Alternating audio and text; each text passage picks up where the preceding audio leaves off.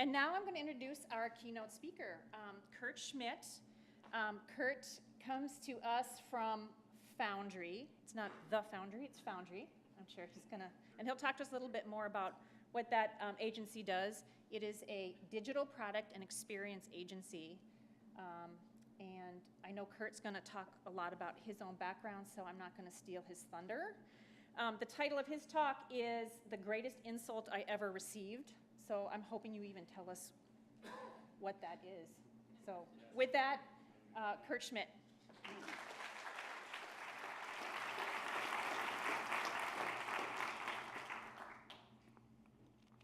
Thank you, Christina. That's a wonderful intro. Hello, everyone. Hi. How you doing this morning? Everybody doing good? Ready to get the party started? Okay. So I titled this, The Greatest Insult I Ever Received. I'm going to talk a little bit about my background. Like many of us, I also tripped and fell into technology. It wasn't what I wanted to do growing up. But I fell in love with it, and it's something I'm passionate about and I speak about every single day. The focus of my talk today is not about frameworks and processes and all that stuff. It's about culture and about how we can work together as teams, because the team starts with the individual. So I'm the president at a small company located in Minneapolis called Foundry. We're a digital experience and product company, user experience, development, that sort of thing, but a lot more on the service design side of things, where we're trying to blend the digital and the physical together, and that's where a lot of service design in digital comes from. So that's where I'm at. My hope is before this presentation is over, I'm going to teach you how changing one word in your vocabulary can change your future. But first, I'm going to tell you a story about myself, starting from when I was born. So settle in. It's going to be, as you can see, it's going to be a long story. That's me right there. As a child, I was extremely introverted. I stayed indoors, I think, until I was 11, playing with model trains and Legos. I hated almost everything to do with being outside, and on top of it, I was a picky kid. My parents won the lottery with me. The one thing I hated more than anything was swimming. This is my oldest sister trying to teach you how to swim. I wasn't interested. I was convinced I couldn't do it, so I didn't. I'm still, to this day, a bad swimmer. I didn't like the outdoors so much. My mother took me to the doctor. And do you know what the normal levels of vitamin D in the human body are? It's somewhere between 20 and 50 nanogram. That's about the typical thing. My result? 7. My result was 7. So needless to say, my parents really wanted me to be spending more time outdoors. But something really special happened. When I was 12 years old, I fell in love. And not your regular puppy love, don't get me wrong. This was real love, true love. And her name was Wildfire, my BMX bike. I loved this bike. I felt like I could fly. I could tear through the neighbors' yards, and they couldn't catch me. I just went so, I could go, I was free. I could just take off and go. And this was like the 80s, so like you could just go for miles and your parents didn't care. It was great. So I would bike through all different places. It was pure joy. But then as I got older, I found out I could like manipulate the bike a bit. And it wasn't just riding in a straight line that I loved. I found that I could do tricks and do all these different things. You can see there's actually, if you can look close, there's a farmer tan. Because the sun's out, so the guns were out. I know, pretty impressive. The thing here for me is that my parents loved it because I was getting outdoors. So I kept going, I kept jumping, and I kept learning how to wheelie and do all these different things. I didn't know what I was doing, but I was trying everything. And I kept crashing and I kept falling, but I didn't care. I got up every single time because every single time I crashed, I learned something. Every single time I fell, I learned, don't do that again. Don't do it that way. But then over time, I found some other people who shared my passion as well. And that's me with the hair. One of those friends showed me some BMX magazines. They had pictures of just mind-blowing pictures of people doing things that I didn't even know were possible. I heard about this movie called Rad. Yeah, it's an awesome movie. No, it's not. It's a terrible, terrible movie. But I saw like E.T. and there was these people in California doing these cool things that I thought I didn't even know were possible. So over time, I started to try and mimic their tricks and learn things and their hairstyles. And then over time, my dad even built some ramps in the backyard because my mother could keep an eye on me. And then I heard about a competition, and I decided to enter it. And I did pretty well in my first amateur contest, but I learned so much in just participating in the contest from the other riders that were there. And then this is where I started to dream about turning pro and traveling the world as a professional rider. Fast forward a year later, I was taking my riding a bit more seriously. I started going to some national contests, and I was doing okay, but honestly, I was struggling. I could do a bunch of tricks, but I couldn't do them high above the ramp. All the pros could do all of their stuff really high above the ramp. You can see here, there's like a height pole where you can like judge how high you're going. Pros would be like well above that thing. I was like in here. I wasn't doing well. No matter how hard I pedaled, no matter how hard I tried, I could not jump as high as they were. But my dream still was to go pro someday. So instead, what I decided to do was just try and learn as many tricks as possible and then just let the height figure itself out later. So one day, a former Minnesotan who had moved to California and turned pro, he was the first local person in Minnesota to ever turn professional in this sport. He came back into town to visit his folks. He came over to hang out with us at our backyard ramp structure. You can't see, but there is no grass there. My mom, for years, and still to this day actually, talks about how I ruined all of her grass in the backyard. So this guy stopped by, and he was hanging out and talking about us, talking about all the stuff he was doing. He was hanging out with the pros. He was mixing it up with them. He was learning from them out in California where all the cool people were. And they were also pushing each other to improve. I had a friend, Dale, a really good friend. He leaned over to Dale and said, Dale, you're doing great. You should move out to California. You can move in with me because I think you do great out there and you should turn pro. And then when there was a break in the conversation, I casually leaned over and said, well, what do you think about me? Like, do you think I could go out there too and do it with you? And this is what he said. Yeah, that was the feedback I got. My entire world, this is how I felt. This is like the emotional me at the time. I'm sure some of you can relate. I'm sure many of you have been told once or twice in your life that you don't have what it takes. I moved away from the conversation. I went down in the house. I broke down. I cried. I asked a real pro rider, like, I want to be like you. And they told me flat out, no. The feedback was hang it up. At least that's the feedback I heard. So I thought long and hard about what he said. Maybe I wasn't very good. Maybe my dream from being a child was pointless. I thought I was getting good. I thought I was getting good, but what's the point now? I seriously thought about hanging it up right there. I had a fixed mindset that was telling me if you can't be good, just don't do it at all. My friend Dale, who was never amazingly supportive before, jumped into overdrive. He saw how shook I was by this feedback. And he said, you don't become pro overnight. And this guy, he doesn't see the work you're putting into it. But then he said something that changed everything for me.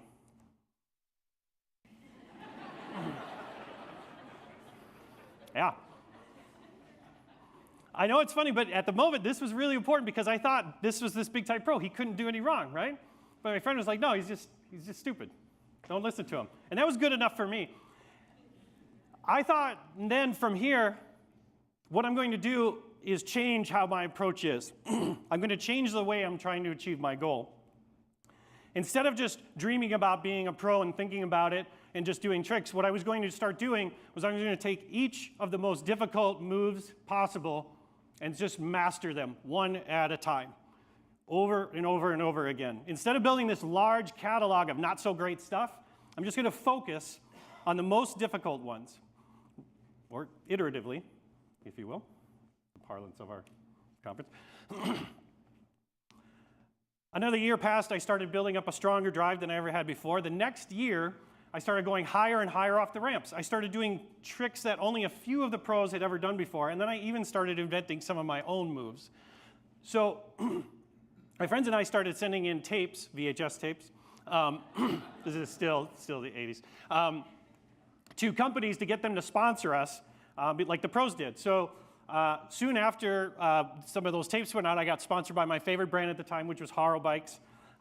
They started sending me bikes and clothes and stuff for free. It was crazy. Like I could just break stuff and they would send me something new. It was great. And then 2 years later, 2 years later from this time, I finally did it. I turned pro. And the first contest I entered, I won as a pro. And those magazines that I read as a kid, one of them named me as one of the top 12 riders in the world. I started traveling all over.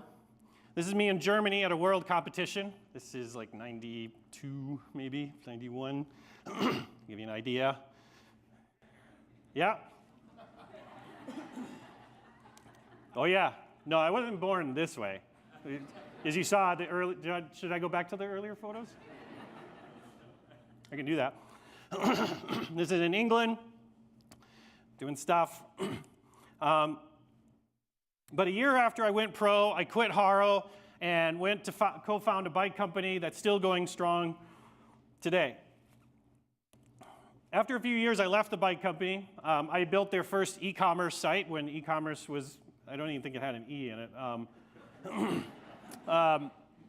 It was just a website that sold stuff. I built that, and then I became more and more passionate about software and design, and that started to become my focus over the years. As time passed, I just regulated riding to more of a hobby. This is a photo of me from the past summer. I still try to get out every once in a while, but honestly, I don't get up as fast as I used to. The ground is hard. But the experiences I had as that athlete forever changed the way that I worked and the way that I would eventually manage people and run an organization. Oh, years later, I ran into that guy who had crushed my dreams with that single piece of feedback. I decided to talk to him about what his comments had done for me, or to me. I don't know, depends on how you look at it. I said, remember all those years ago when you told me I would never make it? When I would never be a pro? He said, I just thought you weren't taking it seriously enough. I was like, but that's not what you said. At all, that's not. That would have been different. But you know what? He was right. He was right. Until I had gotten that feedback from him, I wasn't pushing myself the way that I should have been. I thought my abilities were set in stone. I thought that I couldn't jump any higher. I thought that I couldn't master the hardest tricks. But then I started working harder and harder, and I looked forward to every single crash. And because I learned something every single time I crashed. In order to accomplish my goal, I had to change my mindset to achieve them. So that's what I want to talk about today. It's the growth versus a fixed mindset. So in today's world where we're trying for more agility, traditional management techniques and processes, they just don't work. They're not working. We're now dealing with complex systems where multiple marketplaces, user needs, third-party black box systems, all these things need to work together. Traditional management techniques are just not effective in these systems. Without a sense of trust and a distributed sense of ownership, complex problems become almost impossible to solve. I don't know what this is, but it gives me a headache looking at it. So let's talk about the differences between a fixed and a growth mindset. A fixed mindset believes that ability is static and inherent. Let's say someone tells you screwed something up. That thing you did gets translated into, I'm not good. Because this thing that I did means that I did it, so I'm the bad person. Not the thing is not bad, but it's like when that pro rider told me I could never make it as a pro. It was me, it wasn't but he was talking about my abilities. This can mean every time you get a piece of critical feedback, you read it as a judgment on your person and not on your job. In a fixed mindset, you try to look inside of yourself for true passion and purpose, as if it is this inherent thing inside of you. Like if you could just find a key, you could unlock all your potential at once. So we're always searching for that key in a fixed mindset, but it's not there. There is no key. It fosters a categorical, all or nothing view that actually allows people to ignore festering problems. Let's move on to the growth mindset. In a growth mindset, you commit to mastering valuable skills regardless of your mood, knowing that passion and purpose come from great work, which comes from expertise and experience. And the key word there is experience. This time when somebody tells you that thing you did wasn't so great, your focus should be, okay, that's good feedback, I will do better next time. Not, this is something wrong that I did. A growth mindset is like having a product roadmap full of questions to answer. Instead of features and release dates and tasks and all these things, it's a list of questions you need to get answered to get to the next level. But it's not exclusive. You can have both a fixed and a growth mindset at the same time. For example, my daughter believes that her GPA is fixed, but her Instagram would blow up if she just posted more. It's true. We've had this talk a lot. Don't get me started. I could veer right. Okay. Anyways, and don't get me wrong. A fixed mindset is great for things in certain things in life. But however, if you are in a spot where you want to make change happen, you have to understand that what got you here will not necessarily get you there. Okay? Do not let your current state define your future. We need to question the assumptions we make in order to grow. When I retired as a professional athlete and entered the traditional workforce, I thought I needed to throw away all that approach and just become a mindless worker and do what everybody said. And boy, was I wrong. I needed to have the same approach that I had when I was growing in my professional riding career that I did in my professional career as a professional. I don't know where to go with that. But that's a lesson I wish I would have remembered early. But that's the thing, is that what you are capable of today is not what you are capable of tomorrow. Think about yourself 10 years ago. You are not that person now. You're different. You've grown. So why not have that mentality that 10 years from now, 5 years from now, that I'm going to be different, and commit to that, and commit to the growth that you need in order to get there. What you're capable of today is not a good predictor for what you're capable of tomorrow. But yet, when I work with a lot of organizations that want to change, this is what I hear. Anybody ever heard this? No? Good. But honestly, this is human nature. When presented with a situation where a person can either gain or lose something, depending on the outcome, potential costs are always weighed more heavily than the potential gains. This is stuff we learned 50,000 years ago in a cave, where, should we go outside? Is there a tiger? Probably tiger, let's stay in the cave. Right? So now, but that's the point, is that more rules, frameworks, and processes can stifle growth. So we need to adopt a mindset focused in agility in order to achieve our goals. Anybody ever seen this before, this term? This thing, individual actions over processes and tools.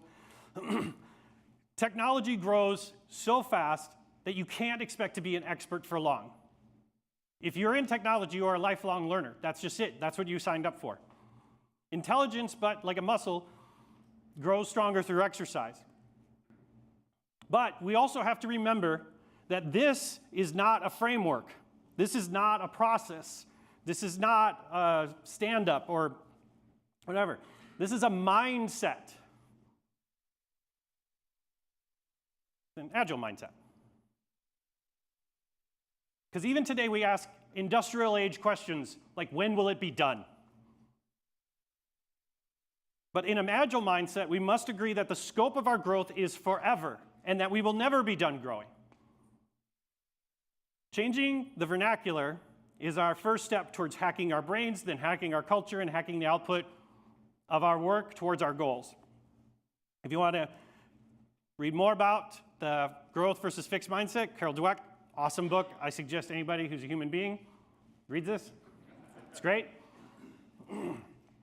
But I want to share one other quick personal story with you.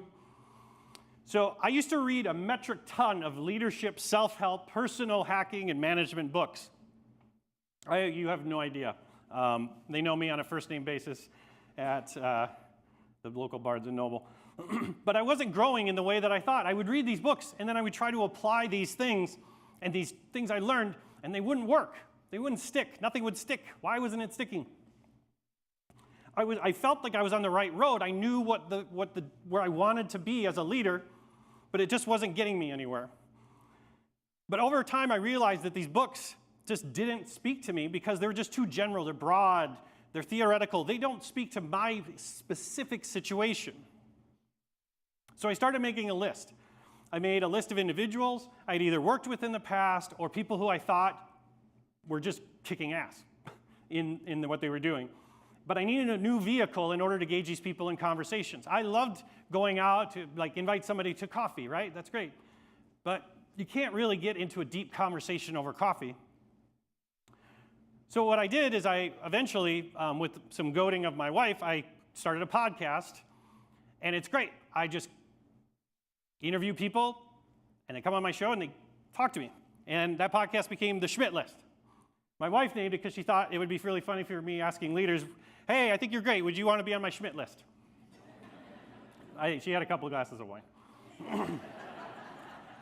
But it stuck. It stuck. I think it's funny.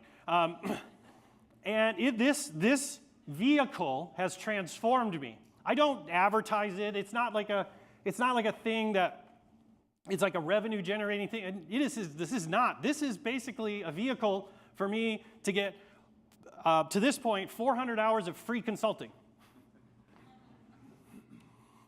If I'm stuck on a problem at work, I search LinkedIn for some experts on these things, and I invite them to come on the show. And then I interview them specific questions to the challenges that I'm dealing with and also that my clients are dealing with.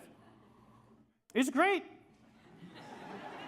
It's fantastic. And people we want to come on the show. It's great. But then I also have helped a number of other people start podcasts because they found that this was great. Everybody should start a podcast. It's fantastic. But here's what I really learned. Change the vehicle, not the road. Right? I'm still moving towards that area to be the leader that I want to be. But the vehicle I was using, these books and watching Gary Vee videos and whatever else, wasn't working. And since I changed it, I feel like my leadership skills have just done a hockey stick. It's been great. But lastly, here I want to talk about another vehicle that I think is holding a lot of people back in their careers. And this is back to what I promised you at the beginning. It's the word feedback. I think that word feedback is one of the worst terms we use in business today. And sadly, it's also one of the more common ones that we use. This is what I would do with my bosses. I would go and I would say, could you give me some feedback on my performance? I would go and ask my leaders. I would ask my boss, my grand boss, my great-grand boss. The problem with feedback is that we don't actually want it. I don't want your feedback. Just leave me alone. And then that reinforces our reluctance to change. The process of feedback in today's professional work environments has become unappealing and almost confrontational. The word feedback just feels confrontational. I used to ask my bosses, my grand boss and my great-grand boss, for some feedback on my performance, and I got back such a mixed bag I didn't even know what to do with. This is some actual feedback I got. Kurt, I really need you to work with your teams to ensure we are able to meet deadlines. Keep up the great work. But how many of you in this room who are leaders have probably sent a message like this before? I need you to do better, but you're awesome. The issue is that feedback is usually presented in a fixed state. It is past tense, sending it straight to your fixed mindset. In a past tense, and after the fact, and non-specific, makes it feel like there's nothing actionable. This thing happened, okay?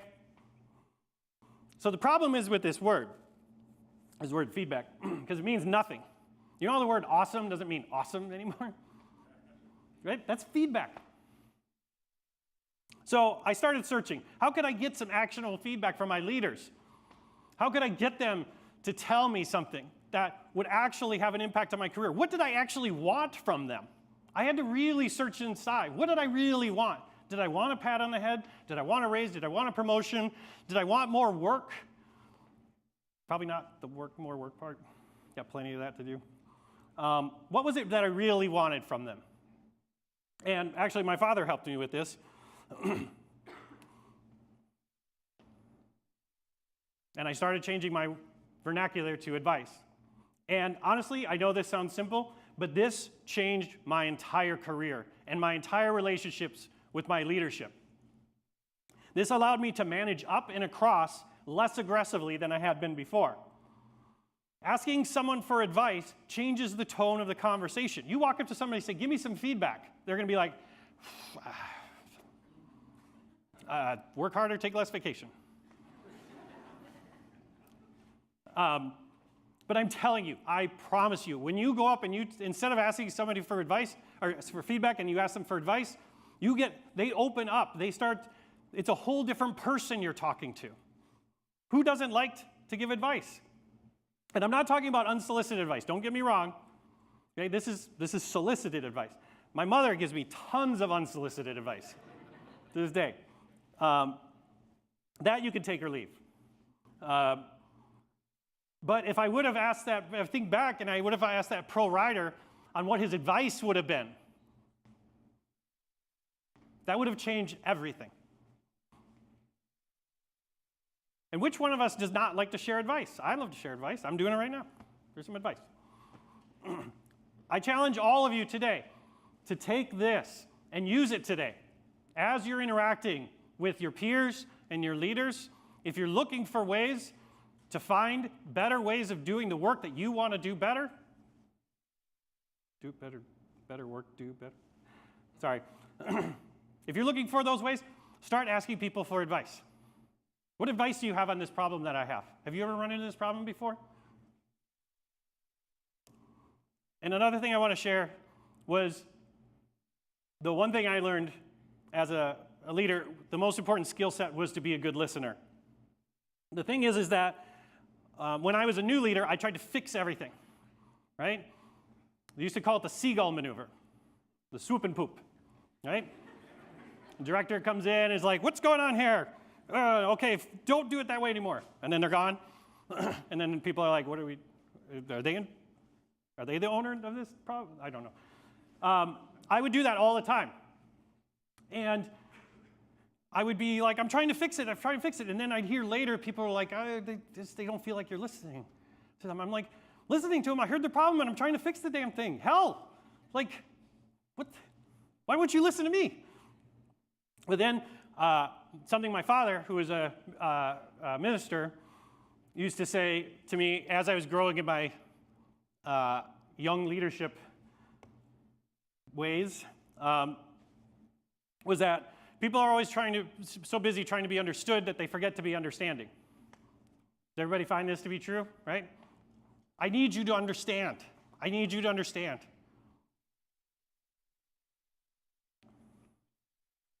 What I learned as a leader is that there's two different types of problems when a person brings you a problem. There's a real problem, and then there's venting. The problem is I was confusing the two things. It's okay to vent. Venting is healthy, okay? But you need, as a leader or as a peer, you need to understand when you are engaged in one of the two conversations. If you need help, I will act. If you are venting, I will listen. And you tell me how you're feeling about this. And then I will give you words of encouragement, and I will allow you to go fix your own problem. And then oh man, that was just great. I created so much less work for myself. So I want to leave you with a few things. As I mentioned today, and what I hope that you're working on as part of today is establishing that agile mindset, that there always is room for improvement, that your product roadmap needs to be a list of questions and answers you want to learn. And don't try to answer all those questions all at once, which like I did back in my biking career. Pick one goal, go after it, achieve it, move on to the next. And remember that while you're trying to be understood, you need to put the same amount of effort, if not more, into being understanding. Great products are built by great teams. What makes a team great is that they are empathetic first. And that means that their leader also has to be empathetic. And the reason why is because they have to understand that if what they're working on is actually a problem. And that's what empathy does. It allows you to determine, is this a real problem or not? And lastly, don't go up to your boss, great-grandboss, great-great-grandboss, and ask them to impose a fixed state of feedback on you. Just ask them for their advice. Thank you.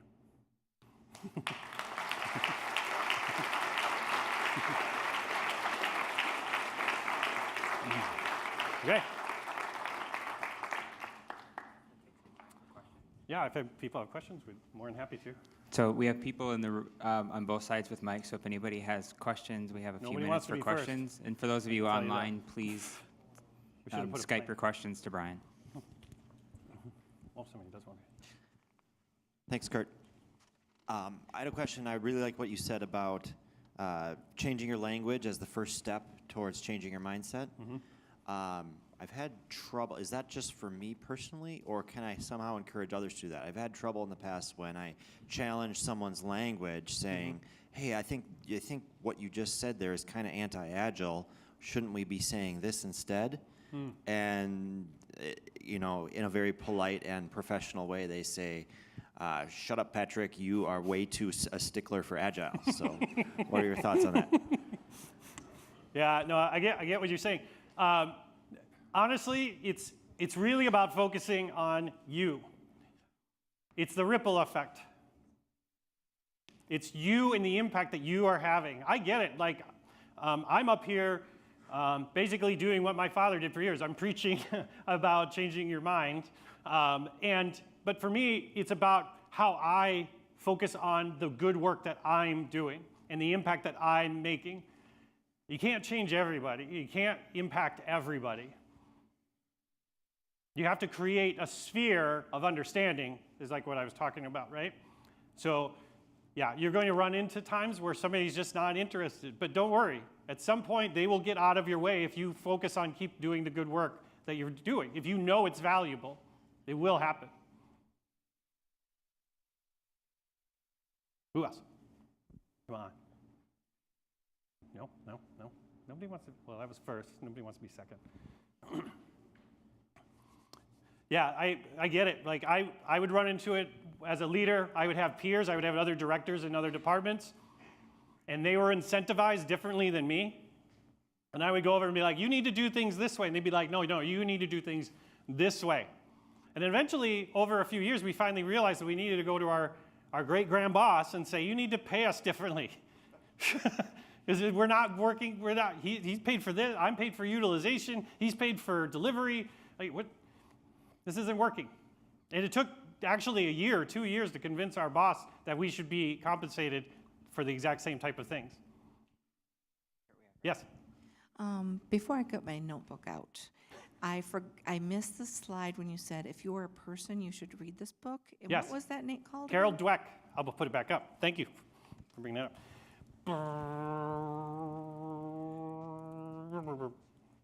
There it is. Fantastic book. She also has some talks on the YouTubes you could watch. I think there's a TED one. Yeah. Over there. Oh, hi. Hi, Kurt. Thank you for coming. Name is Kosi. Thank you. And I really like what you said about asking for advice instead of feedback. Do you feel like that works on the opposite side as well? Instead of saying, hey, I have some feedback for you. I'm glad you brought that up. Yes. Can I give you advice? Does that work well the same way? Yes.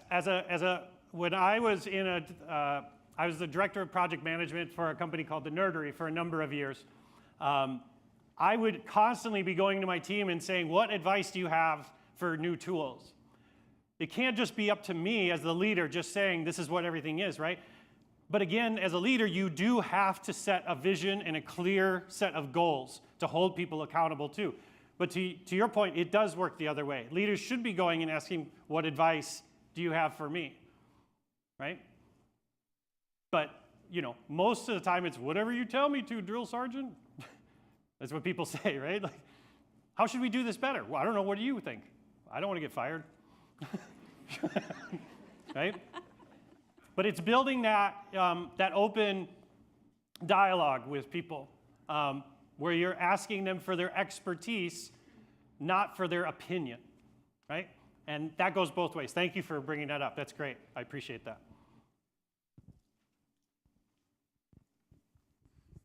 If no one else has questions, I'll just keep asking. I get what you're saying all about mindset. I really agree. What do we do if we're in a situation where we want to help our team or help another team and they want our help, but they don't want help to change their mindset? Mm-hmm. They just want help to make some incremental improvement or introduce a process that doesn't really get at the heart of the issue. Yeah, it's a game of inches, man. That's all I can tell you. You're not going to change a sweeping thing overnight. It's a game of inches, right? It's chipping away at that mindset. It's not just flipping it upside down. Like I mentioned, that fixed mindset. I have a fixed mindset. I believe like my IQ is fixed number, but I could still probably get back on those ramps and ride in the X Games, right? I bet I could, though. I bet I could. But again, if I were to do that, I wouldn't be able to do that overnight. It's chipping away at that. But it's about going towards that with a sense of growth, that I want to grow. We're going to grow. Was there any? Oh, online question. All right, there's a question online. How have you helped those that you have managed leave a fixed mindset? Well, sometimes, I'll be honest, the first reaction I have is sometimes I manage them out. And because in the atmosphere that they were in, they were too indoctrinated. You have no idea about how much the physical space that you're in changes how your mood and your mind is. And you can tell people, no, you're incentivized this way now, and this is what your goals are. And they're like, and they'll fight you. But again, if you could chip away at it over time, it's great if it's worth investing in. Otherwise, manage them out. That's really where it comes, as a leader, that's what it comes down to. But you have to put the effort in. As a leader, the greatest thing I learned about that being understanding was holding up the mirror first before I walked into those rooms and started telling other people how to do things. Am I approaching this the right way? Do I have all the information? Has my boss given me all the information? And then I'm going to go in there. I have to be better if I'm going to go in and ask them to be better. Helpful? You guys are great. Just going to say, you guys are great. Oh, hi. Good morning. Hi. You gave the example of working on your great boss or whatever you called it. Yeah, great grand boss. Yes, and And a great grand boss. changing his thought process around objectives and getting them aligned within the organization. Mm-hmm. Not surprising, a big challenge for us here. Sure. It got me on the question of this is kind of a groundswell, right? You got people at the lower levels of the organization embracing the change, and you can see it happening, you can feel it. How much of a top-down leadership support of that change is critical to that change? It's huge. The leadership has to have buy-in. They have to. I tell people all the time, you want to change? Put your money where your mouth is, right? Stop going to so many meetings and come to our meetings. Be a part of our team. Be a part of this. But again, that leader isn't going to learn that. As your point, that's why I love it you said groundswell. Because where I've seen it work and where I've seen it stick is not just some leader saying, go and change, and then let me know when that's done. It never happens. It always starts from kind of a sandwich sort of model. There's a leader that's saying, I think I'm seeing further out, this is going to be a problem for us. And then you have people down and below saying, I see it's going to be a problem. And then there's this kind of dance that happens. Because that person in that leadership role, their mindset is they're still incentivized the same way. They still need to manage up to their boss saying, they're having the same problems you are, right? But that's why you go and you start asking for advice. Well, how has this worked for you that it can work for me and my team, right? I think it's important that those leaders have buy-in, but to have that buy-in, they have to start trusting the teams. And that isn't just a switch, right? The team has to show them they deserve to be trusted. It's about action. So don't just sit there and say, well, whenever they trust us, we'll get onto this Agile stuff. You know?